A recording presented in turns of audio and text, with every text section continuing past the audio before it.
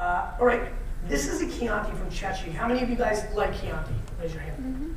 How many of you dislike it? I'm kind of not a humongous fan either, ironically. I mean, I don't hate it. Sanjo's an interesting kind of grape. All right, let's do this. 2006 was an okay vintage. 05 and 07 in between are better vintages in Tuscany. But let's give us a sniffy sniff one more time. Even since we last swirled it, I don't know if you guys got this, it's even opened up even more. I'm just curious, now I'm being nerdy for myself. How many of you feel that it's opened up even more than the second swirl part for your glass? I mean, it's pretty staggering, right? I mean, we're talking about no time. So, all right, enough of my mumbo jumbo. You're probably already angry at me. You can taste it.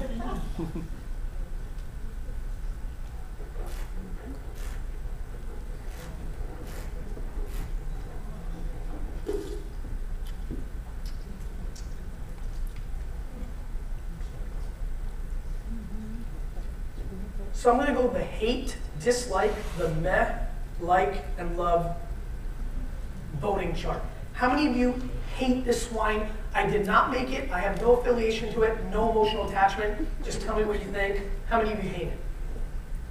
One. How many dislike it? Higher. Don't be scared. There you go. How many are meh? It's so funny, that's the only one that everybody repeats early. How many of you like it? How many of you love it? Okay, by average, the majority was either meh or down. There's a good amount of hands for liking it. This has a very distinct sour cherry flavor. I don't know if you're picking that up. It also has a very bitter and awkward, there's almost even a hint of like gasoline, you know, kind of, not gasoline, but like motor oil, like the way you would smell a garage in your mouth.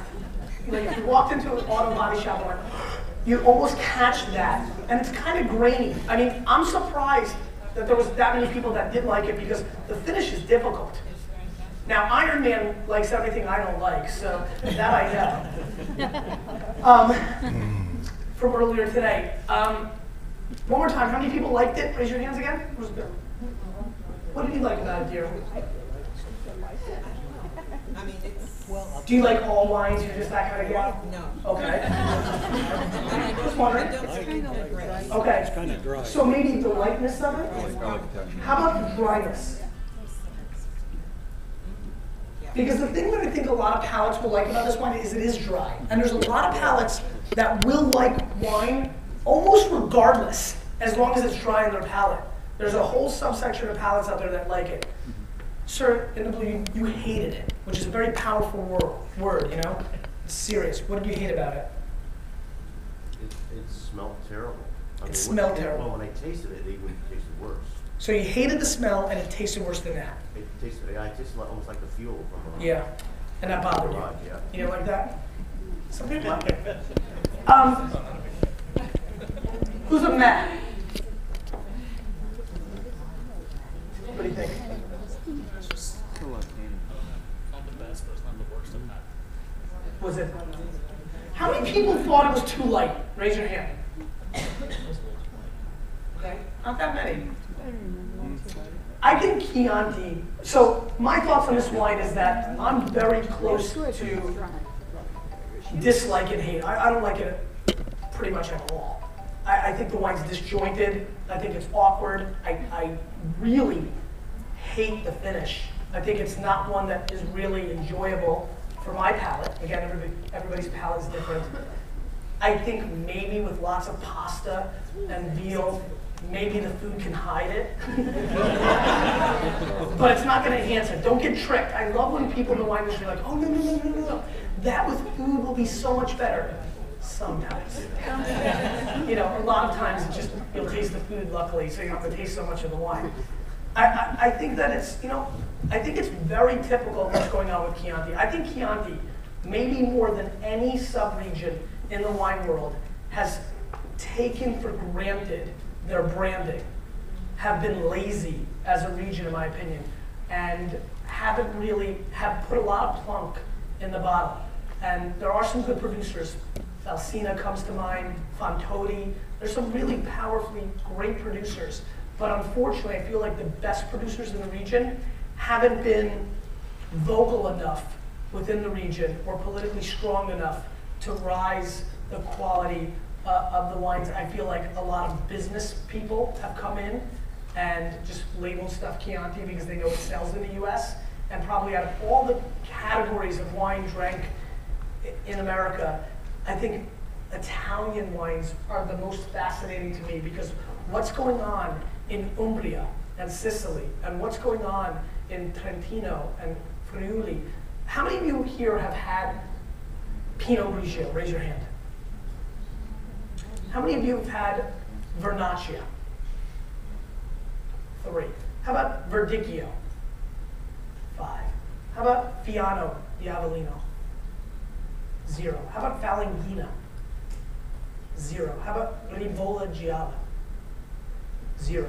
So, the last 3 varietals I just rolled out that none of you have ever had, all in the US market right now are priced between $13 and $18, and all of them, even 90% of them, even the subpar Falanghinas tend to be dramatically better than Santa Margherita Pinot Grigio.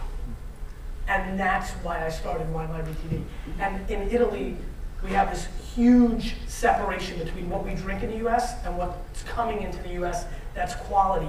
And it's just a lack of us being adventurous. So if nothing else, as we move on, the biggest thing that I hope you leave with here, and I know some of the people that watch my show regularly know my whole mission, it's that tonight when you walk around, if you go to some of the stands or if you go to dinner tonight, please, please, for the love of God, do not order another Pinot Noir, another Chardonnay. Oh, Malbec's cool from Argentina. Let's order our 19th Malbec in a row.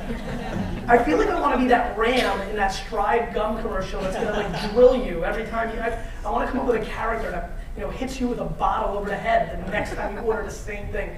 There are thousands of grape varietals, hundreds widely available in the US, and this country drinks 12 of them.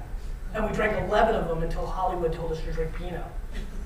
So, it's tough.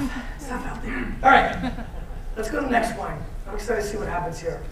This is a Green Point Shiraz. Again, let's do the whole smell it regular and then swirl it.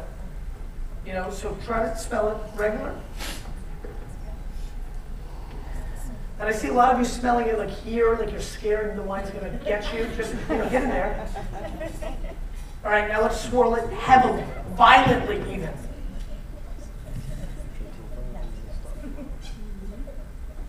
Some good swirling going on. People got better quickly.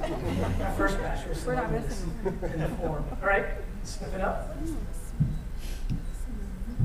Again, not to appease me or because you think it's really happening and you don't get it. Just curious for yourself. It doesn't matter. How many of you feel like this wine opened up more as you swirled it?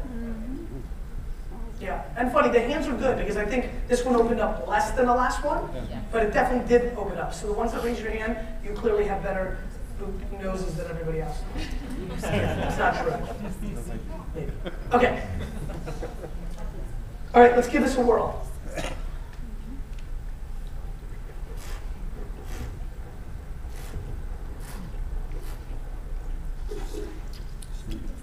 So this is an Australian Shiraz from the Yarra Valley. It's called Green Point. I've been a fan of these guys for quite a while. Yarra Valley is not Barossa, not McLaren, not what most people know out here, but Green Point has made some interesting wines. They've been hit and miss at times. How many of you hate this wine? Dislike. 1 dislike, 0 hates. It's looking good for this wine. How many people are mad about this wine? How many people like it? How many people love it? Can you like and love at the same time? Yes, I think you can. I think that's acceptable.